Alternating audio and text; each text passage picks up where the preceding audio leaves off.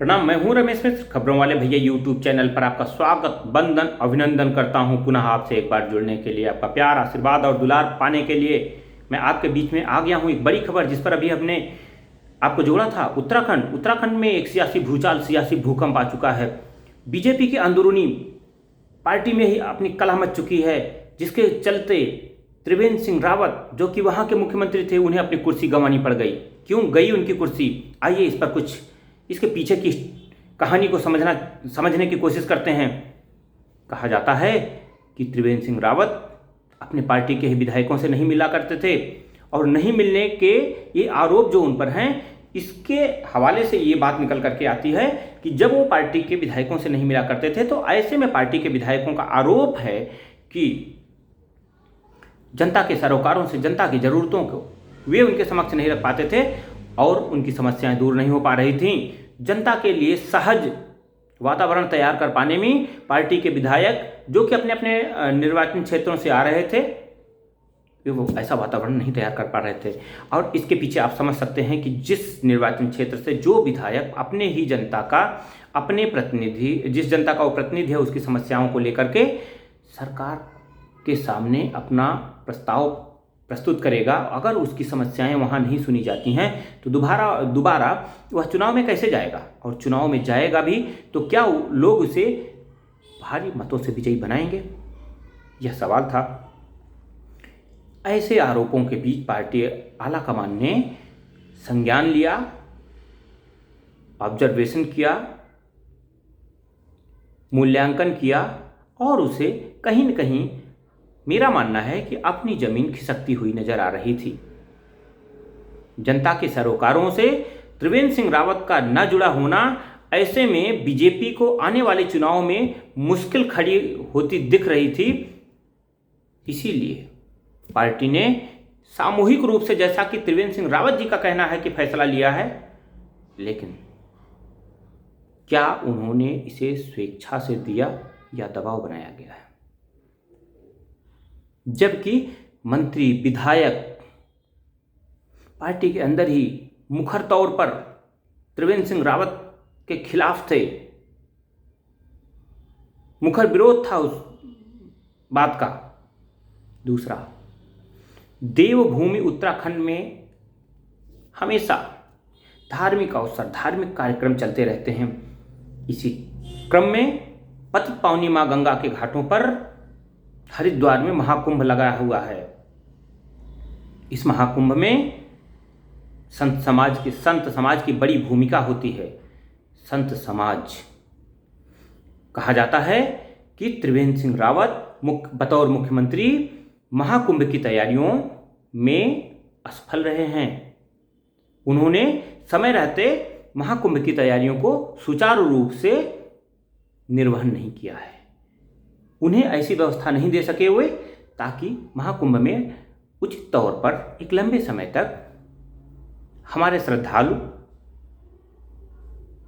भिन्न भिन्न क्षेत्रों से आकर के स्नान कर सकते हैं। कम समय तय किया गया।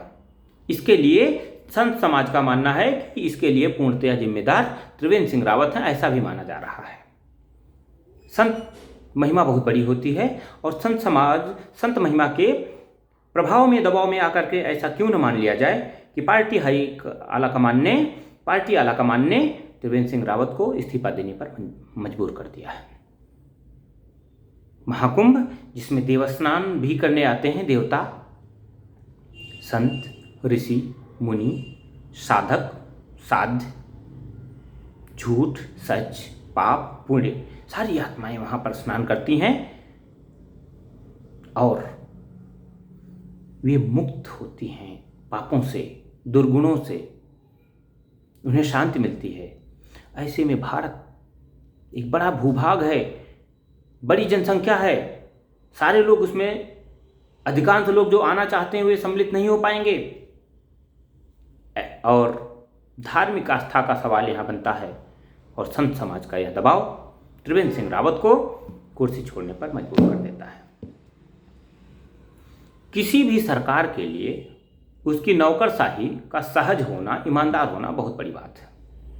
कहा यह भी जाता है कि त्रिवेंद्र सिंह रावत के प्रभाव में या कार्यालय के अधिकारी नौकरशाह बेलगाम थे। वे पार्टी के ही विधायकों की बातें नहीं सुना करते थे, और पार्टी के विधायकों की बातें अगर वो नहीं सुना करते थे, एक तरफ तो सीएम त्रिवेंद्र सिंह रावत जी नहीं सुन रहे थे जो कि मुख्यमंत्री थे, और दूसरी तरफ उनके अधिकारी भी पार्टी के जो विधायक जनता की समस्याओं को, ज़रूरतों को, प्रस्तावों को लेकर के उन तक आया करते थे, वे उनकी भी बातें नहीं सुना करते थे।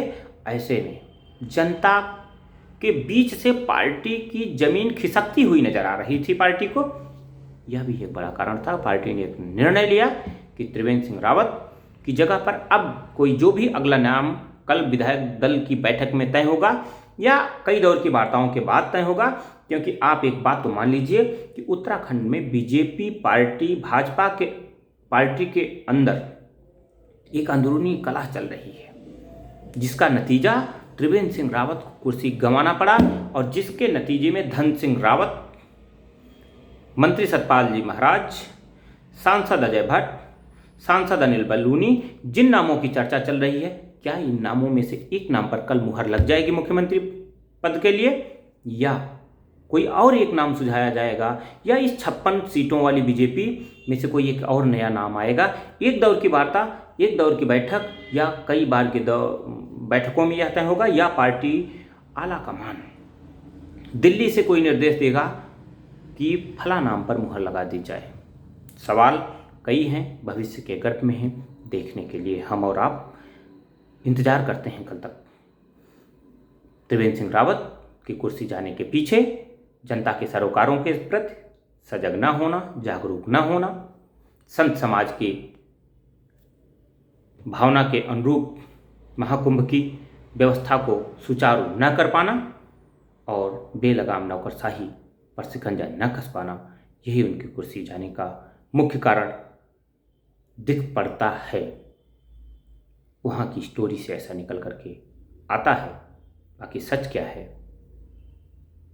ये जानने के लिए हम और आप और भी अध्ययन करेंगे करीब से, फिर जुड़ेंगे आपसे खबरों वाले भैया यूट्यूब चैनल पर। आप देखते रहें, आप अपना प्यार, दुलार, आशीर्वाद देते रहें। बहुत बहुत धन्यवाद।